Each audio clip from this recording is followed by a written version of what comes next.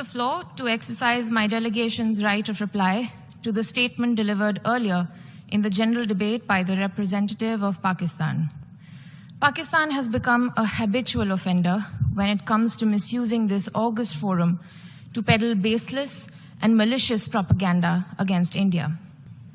As a country with one of the world's worst human rights records, particularly when it comes to minority and women's rights, Pakistan would do well to put its own house in order before venturing to point a finger at the world's largest democracy.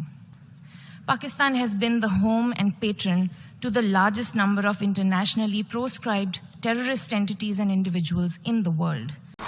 India sought to extract political gains from a human tragedy by spurning my sincere offer of an independent international investigation into the Pahalgam incident.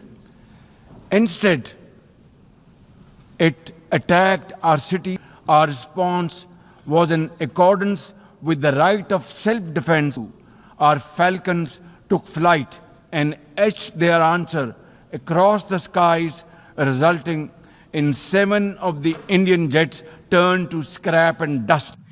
Pakistan has become a habitual offender when it comes to misusing this august forum to peddle baseless and malicious propaganda against India.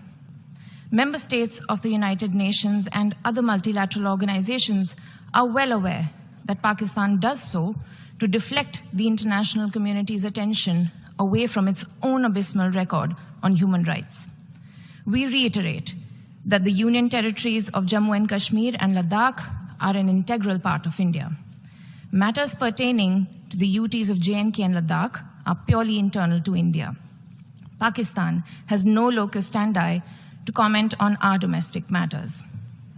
As a country with one of the world's worst human rights records, particularly when it comes to minority and women's rights, Pakistan would do well to put its own house in order before venturing to point a finger at the world's largest democracy. In Pakistan's Faisalabad district in August 2023, where a total of 19 churches were gutted and 89 Christian houses were burnt down. The condition of women belonging to minority communities in Pakistan, notably Hindus, Sikhs, and Christians, remains deplorable. Pakistan has been the home and patron to the largest number of internationally proscribed terrorist entities and individuals in the world.